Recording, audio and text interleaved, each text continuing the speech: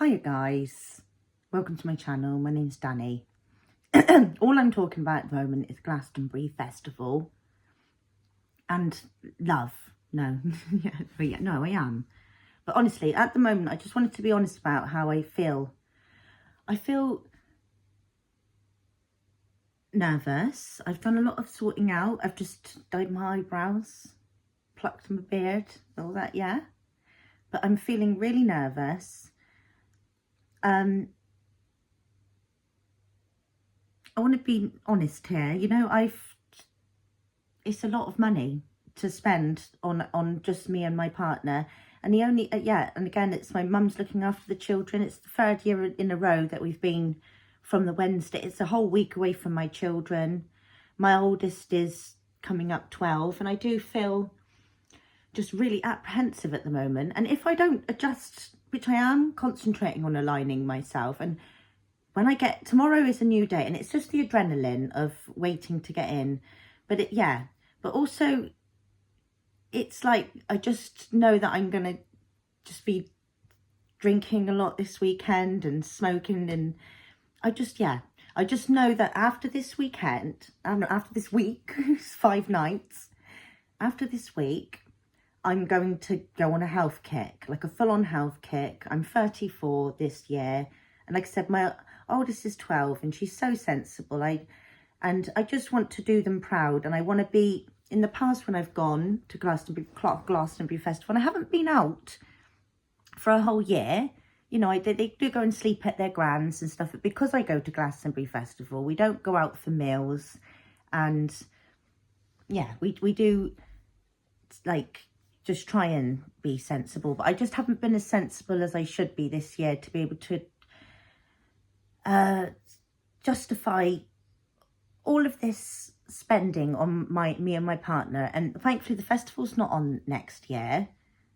Yeah, and I'm just going to try and not be riddled with guilt, basically, because it's mum guilt, you know, like. And also, like I said, I mentioned slightly yesterday, just each year I'm looking knackered because I've not been sleeping at all. This is what always happens to me. Hang on, I'm going to sip my coffee a second and have a little hang on.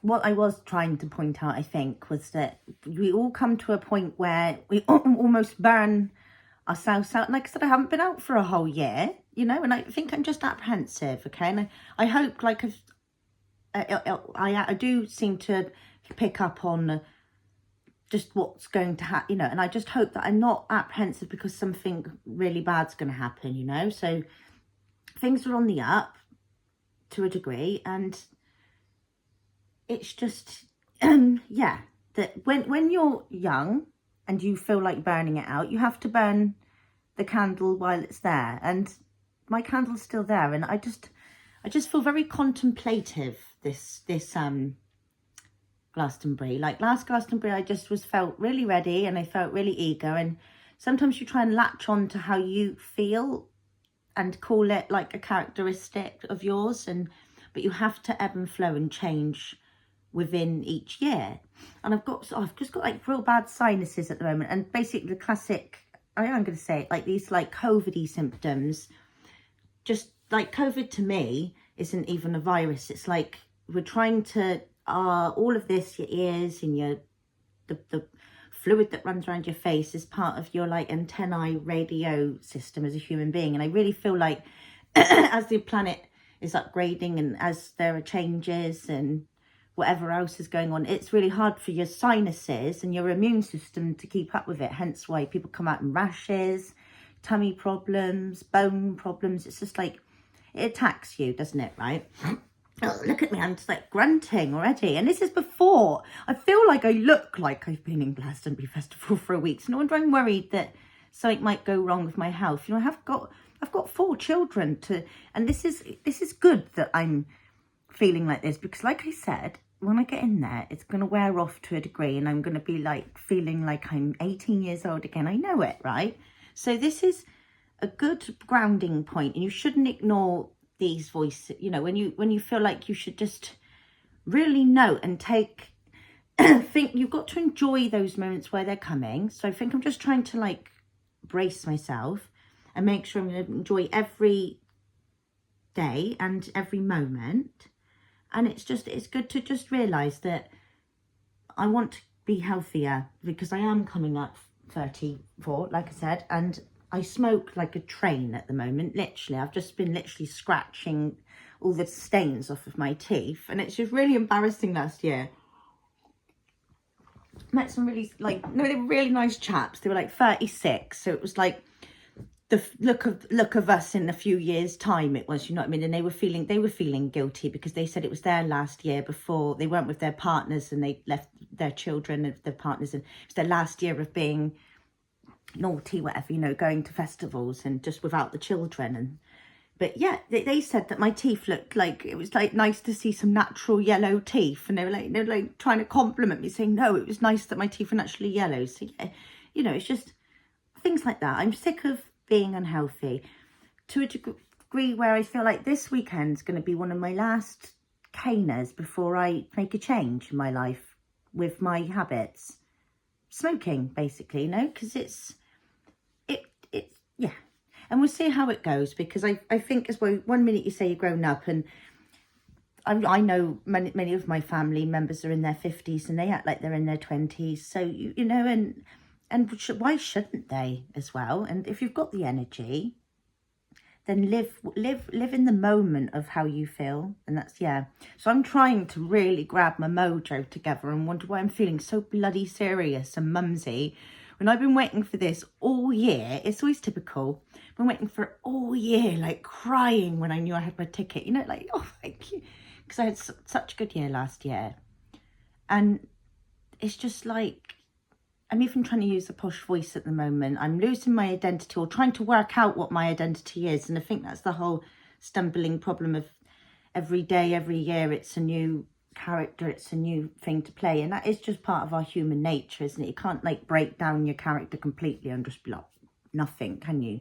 You know, so yeah, I feel like these nerves are good. And I just feel like I said, I've got a 12-year-old. I don't want her to think of me as this faggy person that's going to festivals without my children and whatever else, you know. And I'm just going to really, this is my last pump for a while being young, because I'm not young, okay? I'm 34, and I did go through 10 years of breastfeeding and absolutely loved it. So I did my first festival after all of this, and the second and the third recently, and I've had ones in between having children as well, when I had only 2 children, and 2 and 4.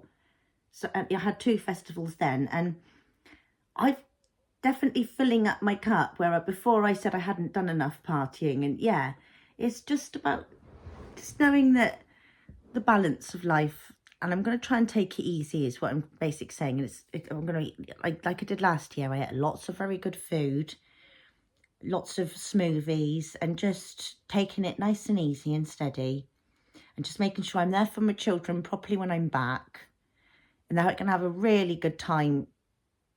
And I want to, instead of my nervous feelings, I want to really penetrate into just being really thankful that the only reason I'm able to go is because of my mum. Honestly, my mum's my saviour, and I just hope that everybody's got this saviour in life. And yeah, I'm a bit of a brat in ways, and she loves my children so much. She only ended up having me, and in her late 40s she wanted more children, and then I ended up having 4. So not that we share, but it's just so beautiful that she's just so on board. And they've all got new beds to go and stay at her house. A couple of weeks ago I was saying that her house was a bit messy, and she's literally just spruced, I think it even motivated her, spruced it right up. It's just looking fabulous in her house. I was just so proud of her, because she's not always found life easy.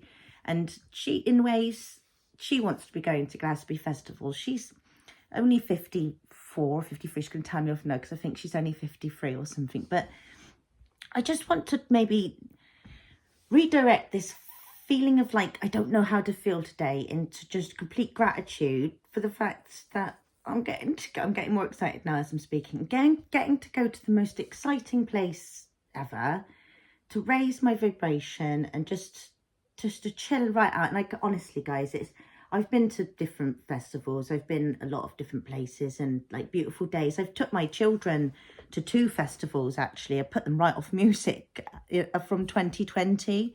I had a 1.5-year-old and the 4 children. I still don't know where the camera is. Where's my eyes going?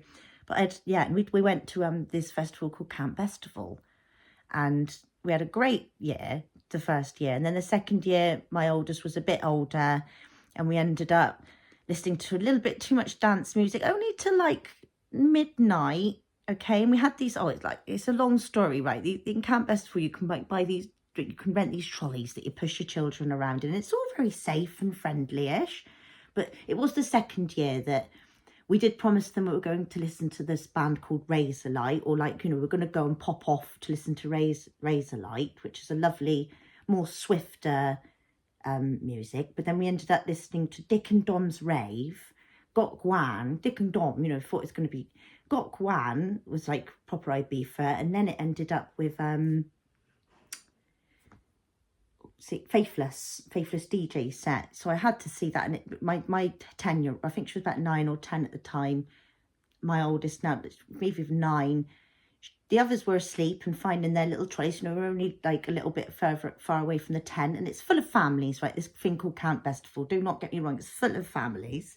But yeah, I put them off music a little bit and stuff, and from that, and that's probably quite good actually, because I don't want them to turn out exactly like me, but I want them to be themselves as well. I wouldn't want to like shape them too much, or try and influence them too much in all different ways. But at the moment, yeah, if I play techno music, I've got to do it in my ears or when they're not around and things, and that's fair enough. They don't like music like that, and I would not try and influence them too much. But what I'm trying to say is basically, I just feel guilty that I'm going off to have fun by myself with my partner, and my oldest is 12, and time goes so fast, and family time is so important. Look, I'm just so boring. But no, family time is so important, and I just think I need to get this out of my system before what would be the point in going to Glastonbury Festival without the children for 5 days and just worrying the whole time, or holding back and trying to be like, I'm a mother,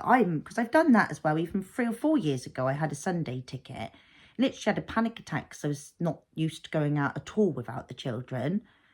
And yeah, but like I said, last year I did fully forget about them. So it's almost like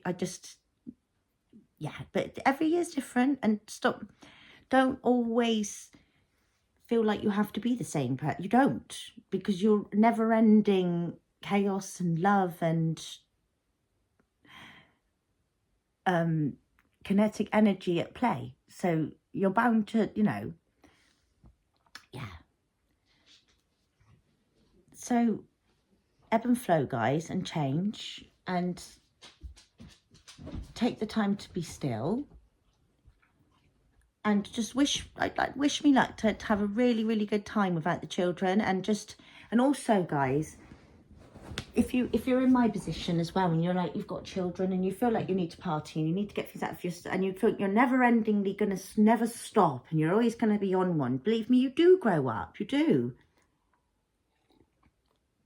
I'm definitely using a bit of a false voice today. This is what I'm getting worried about. I just seem to be not. And I have done yoga every day at the moment. It's half a yoga, yeah. And I've done lots of tidying. I've plucked my beard, but my nose is still my nose is really scabby, you know, it's just a bit crusty. I don't know how that's going to go. So, yeah, mum pressure and influence pressures. I'll show you the picture of, I was bumped into Fatboy Slim when I was with my children. This was on the second year that we went. Oh God, let me show my children online. Yeah, but you know, that was Fatboy Slim. See? Oh, fun times. There's my littlest in the pram there. Goodness me. Crazy parents. No. But yeah, we're on our own this year. I just burped. But I might do a little video tomorrow. No, I'm not going to have time. I might do in the car on the way up or something. I might just to give you the vibes of that I'm ready to go, you know, or not. No, but it's all good to be in, like, you know, it's not boring, okay? Just gonna yeah, so it's all right getting older. It's all right being sensible. But I'm not going to probably be sensible for the next 5 days. And much love. Namaste.